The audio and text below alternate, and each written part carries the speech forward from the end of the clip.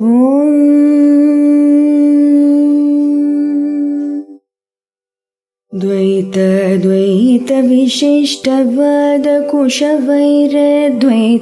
भकृर्चितम् सार विचारचारुमनसं सङ्खावतं वल्लभम् स्वाप्तानाप्तसमस्तजीवसदयं ज्ञानाश्रयमाश्रयम् स्वाप्तानाप्तसमस्तजीवसदयं ज्ञानाश्रयमाश्रयम् वन्दे द्वैतगुरुं जगतां धीशङ्करं शङ्करम् वन्दे द्वैतगुरुं जगतां धीशङ्करं शङ्करम्।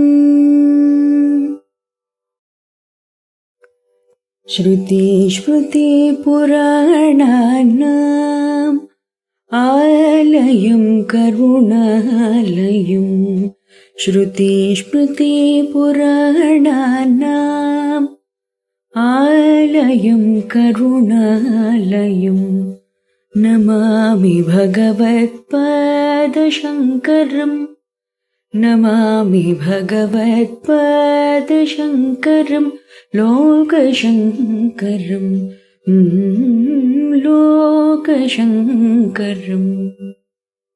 శ్రీ గురుభ్యో నమః.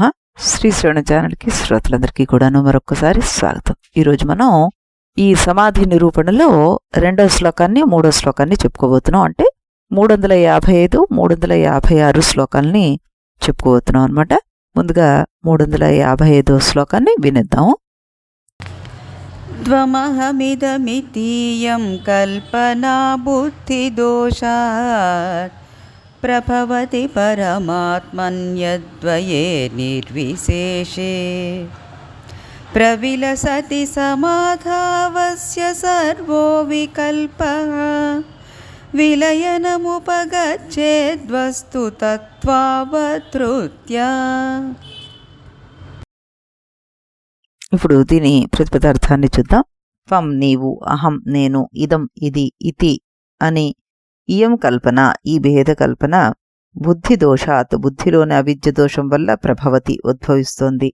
పరమాత్మని పరమాత్మయందు అద్వయే అద్వితీయమైన నిర్విశేష భేదరహితమైన ప్రవిలసతి ప్రకాశిస్తున్న సమాధౌ సమాధి స్థితిలో అస్య సర్వః వికల్పః ఈ భేద వికల్పమంతా విలయం ఉపగచ్చేత్ లయమైపోతుంది. వస్తుతత్వ అవధృత్య అంటారు. అంటే వస్తురూపాన్ని దృఢంగా గ్రహించడం వల్ల అంటూ చెప్పడం జరుగుతుందనమాట. నీవు నేను ఇది అనే భేదభావాలన్నీ బుద్ధిలోని అవిద్య దోషం వల్లే ఉద్భవిస్తున్నాయి. నిజానికి పరమాత్మ అద్వితీయుడు, నిర్విశేషుడు. ఆయన స్వరూపాన్ని సమ్యగ్గా గ్రహించి సమాధిలో నిలిచినప్పుడు ఈ భేద వికల్పాన్ని పూర్తిగా నాశనమైపోతాయి అంటూ చెప్పడం జరుగుతుందన్నమాట.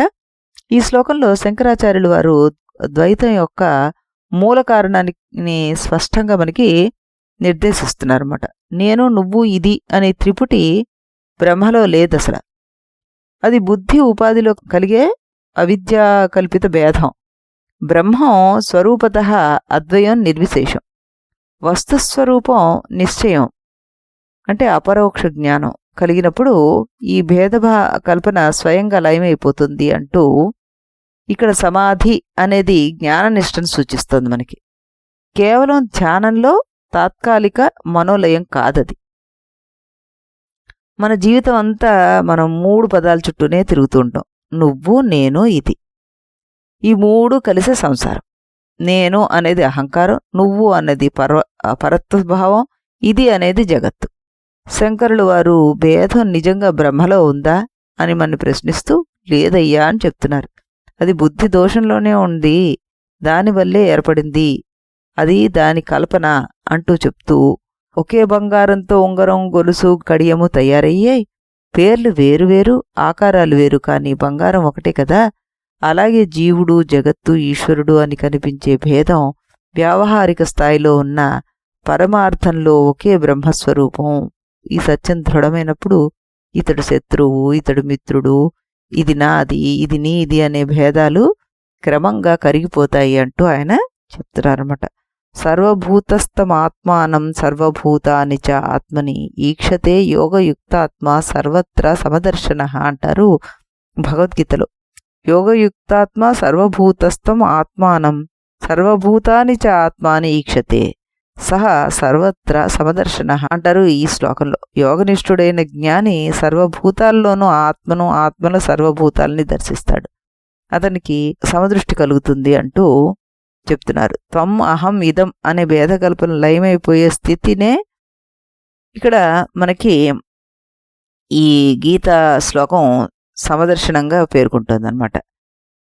యస్తు సర్వాణి భూతాన్ని ఆత్మని ఏవ అనుపశ్యతి సర్వభూతేషు చ ఆత్మానం తతో న విజుగుప్సతే అంటారు ఈశావాస్యోపనిషత్తు మంత్రంలో చెప్తారు మనకి. యహ సర్వాణి భూతాని ఆత్మని ఏవ అనుపశ్యతి సర్వభూతేషు చ ఆత్మానం పశ్యతి సహ కస్యాపి ద్వేషం నా కరోతి అంటూ చెప్తారనమాట.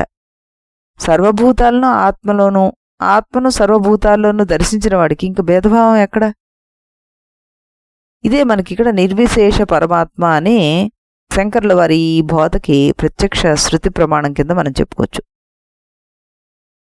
అహం సర్వమిదం విశ్వం పరమార్థో అహం అవ్యయ అంటారు అష్టావక్ర గీతలో. ఈ విశ్వం అంతా నేనే, నేను అవ్యయ పరమార్థ స్వరూపుణ్ణి. జీవ జగత్తు భేదం తొలగి అఖండ బ్రహ్మభావం స్థిరపడిన జ్ఞానస్థితిని ఈ వాక్యం మనకి తెలియజేస్తుంది అనమాట. అందుకే అన్నమాచార్యుల వారు ఒకే ఒక్క మాటలో చెప్పారు, బ్రహ్మం ఒక్కటే, పరబ్రహ్మం ఒక్కటే, అందరిలోనూ వెలసిన ఆత్మ ఒక్కటే అంటూ చక్కటి భావాన్ని మనకి ఆయన తన పాటల ద్వారా తెలియజేశారు. శంకరాచార్యుల వారు చండాలునితో సంభాషణ చేస్తారు మనీష పంచకంలో. కాశీలో ఒక చండాలుని చూసి శంకరులు వారు మార్గం ఇవ్వమంటారు. అప్పుడు చండాలుడు ప్రశ్నిస్తాడు, తప్పుకోవాల్సింది శరీరమా లేక ఆత్మనా అంటూ. ఈ ప్రశ్నతోటి శంకరులు వెంటనే అతన్ని జ్ఞానాన్ని గుర్తించి మనీష పంచకాన్ని రచించారని పెద్దలు చెప్తుంటారనమాట. త్వము అహం అని భేదకల్పనకు ఇది శాశ్వత ఉదాహరణ కింద చక్కగా మన పెద్దవాళ్ళు మనకి చెప్తుంటారన్నమాట. ఒకే విద్యుత్ ప్రవాహం అనేక బల్బుల్లో వెలుగుతుంది. ఒక బల్బు పెద్దది, మరొకటి చిన్నది. ఒకటి తెల్లగా వెలుగుతుంది, మరొకటి పసుపు రంగులో వెలుగుతుంది. భేదం బల్బులో ఉంది కానీ విద్యుత్తులో లేదు. అలాగే శరీరాలు, మనస్సులు వేరువేరుగా కనిపించినా కూడాను వాటి వెనకాల ప్రకాశింపచేసే చైతన్యం ఒకటే. మన దృష్టి మారితే ప్రపంచం మారినట్లుగా అనిపిస్తుంది. భేద దృష్టి ఉన్నంత వరకు సంసారం ఉంటుంది.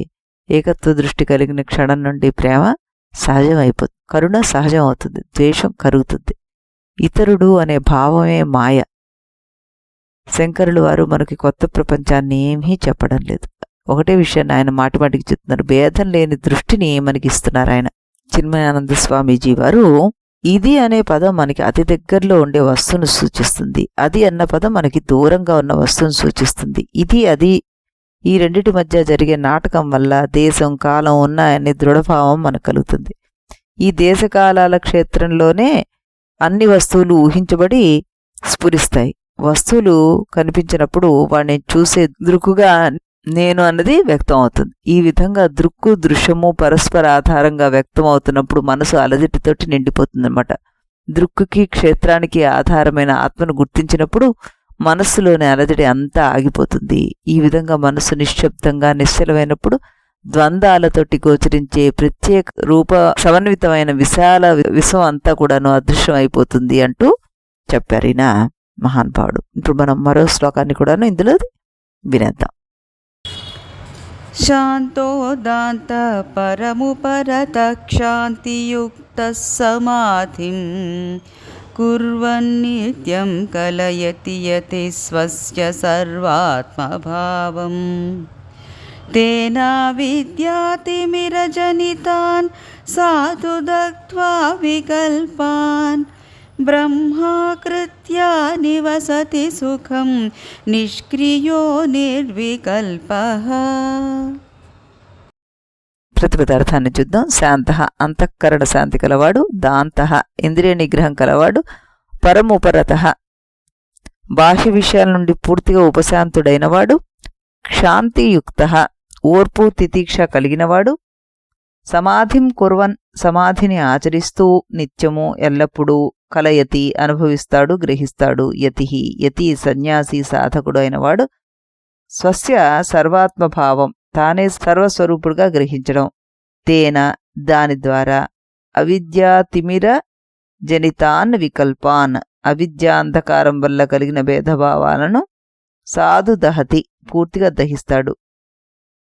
బ్రహ్మకృత్య బ్రహ్మాకార నిష్ఠతోటి నివసిస్తాడు. సుఖం ఆనందంగా. నిష్క్రియ కర్తృత్వరహితుడు.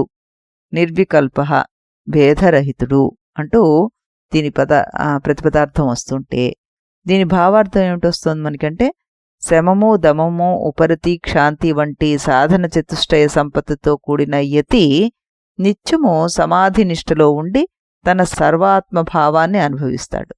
ఆ జ్ఞాననిష్ట వల్ల అవిద్య వల్ల కలిగిన భేద వికల్పాలు పూర్తిగా దహింపబడతాయి అన్నమాట. తర్వాత అతడు బ్రహ్మస్వరూపంలోనే కర్తృత్వరహితుడై నిర్వికల్పుడై సహజానందంతో జీవిస్తాడు అంటూ ఇందులో చెప్పడం జరిగిందనమాట. ఇప్పుడు శంకర భగవత్పాదుల వారు ఇక్కడ ఏం చెప్తున్నారంటే, ఈ జీవన్ముక్తుడి యొక్క అంతరంగ స్థితిని వివరిస్తున్నారని అనుకోవచ్చు మనం. ఇక్కడ ముఖ్యమైన సాధనలు మనకి చెప్పారు. ఏమిటి? శమ దమ ఉపరతి క్షాంతి అంటే తితిక్ష. శమం అంటే మనోనిగ్రహం, దమము అంటే ఇంద్రియ నిగ్రహం, ఉపరతి అంటే విషయాసక్తి నుండి మనం ఉపసంహరించుకోవడం, తితిక్ష లేదా క్షాంతి అంటే సుఖదుఖాలను సమభావంతో భరించడం అన్నమాట. ఈ సంపత్తులు పక్వమైనప్పుడు సమాధినిష్ట దృఢపడుతుంది. అప్పుడు బ్రహ్మాకార వృత్తి అవిద్యజనిత వికల్పాలను దహించి జ్ఞాని సహజ బ్రహ్మనిష్టలో ఉంటాడు అంటూ ఆయన చెప్తున్నారన్నమాట.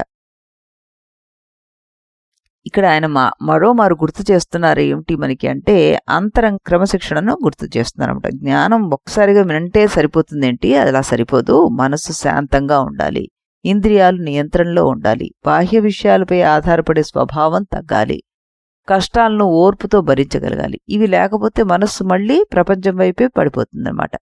సమాధి అంటే కళ్ళు మూసుకొని కూర్చోవడం మాత్రమే కాదు, ప్రతి పరిస్థితుల్లో కూడా నేనే అఖండ స్వరూపుణ్ణి అనే నిశ్చయంలో నిలవడం. అప్పుడు భేదాలు అగ్నిలో పడిపోయిన పత్తిలాగా క్షణంలో కరిగిపోతాయట. చివరికి జ్ఞాని ఏమీ సాధించాల్సిన అవసరం లేని స్థితికి చేరుకుంటాడు. ఇదే పరిపూర్ణత్వం అని మనం అర్థం చేసుకోవాలి శంకరుల వారి ఈ శ్లోకం నుండి. భగవద్గీతలో మనకి ప్రజహాతి యదా కామాన్ సర్వాన్ పార్థ మనోగతాన్ ఆత్మన్యేవాత్మనా తుష్టః స్థితప్రజ్ఞః తదోచ్యతే అంటారు. అంటే మనస్సులోని కోరికలన్నిటిని విడిచిపెట్టి ఆత్మలోనే తృప్తి పొందేవాడు నిజమైన స్థితప్రజ్ఞుడు అంటూ. ఇక్కడ శాంతః దాంతః ఉపరతః నిర్వికల్పః అనే లక్షణాలకు ఈ స్థితప్రజ్ఞుడు సమానార్థకుడు అవుతున్నాడనమాట. చాందోగ్యంలో మనకి యో వై భూమా తత్సుఖం నా అల్పే సుఖమస్తి భూమైవ సుఖం అంటారు.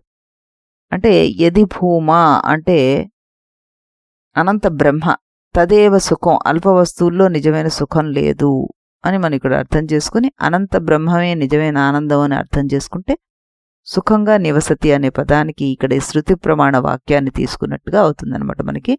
యదానమనుతే కించిత్ తదా ముక్తో భవేద్రుమం అంటారు యోగ వాసిష్టంలో. మనస్సు భేద వికల్పాల్ని చేయని స్థితే ముక్తి అంటూ మహానుభావుడు వశిష్ఠ మహర్షి చెప్తారనమాట.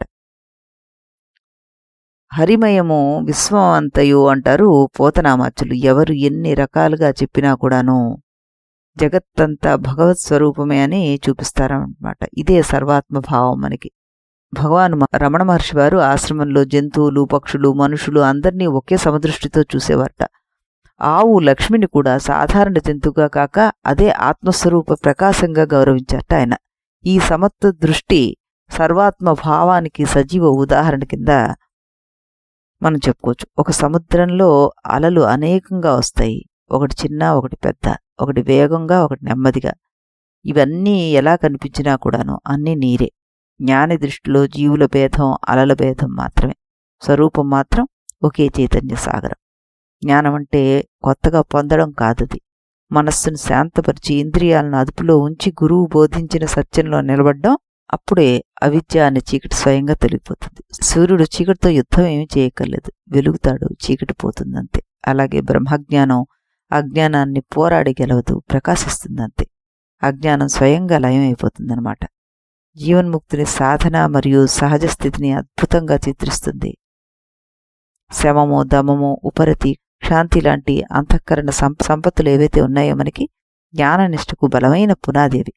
వాటి ఆధారంగా సాధకుడు నిరంతరము బ్రహ్మాకార నిష్ఠలో నిలిచి తన నిజస్వరూపమే సర్వవ్యాపక చైతన్యాన్ని ప్రత్యక్షంగా గ్రహించాలి. ఈ సర్వాత్మ భావమే అద్వైత అనుభూతి అనమాట.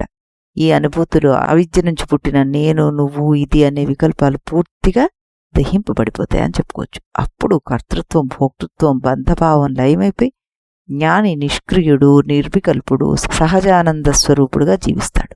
ఇదే జీవన్ముక్తి. ఇదే శంకర భగవత్పాదులు వారు ఈ శ్లోకంలో మనకి బోధించిన నిజం అన్నమాట.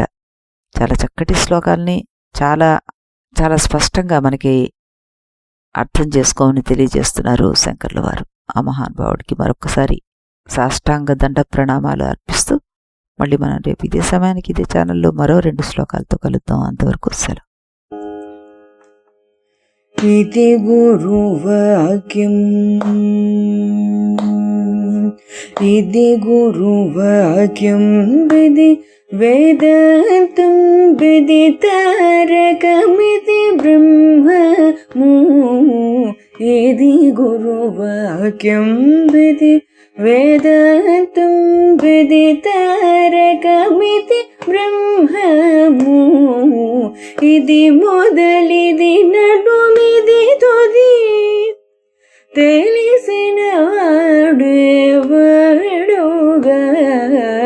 ఇది మొదలిది నడుమిది తుది తెలిసిన వాడెవడుగా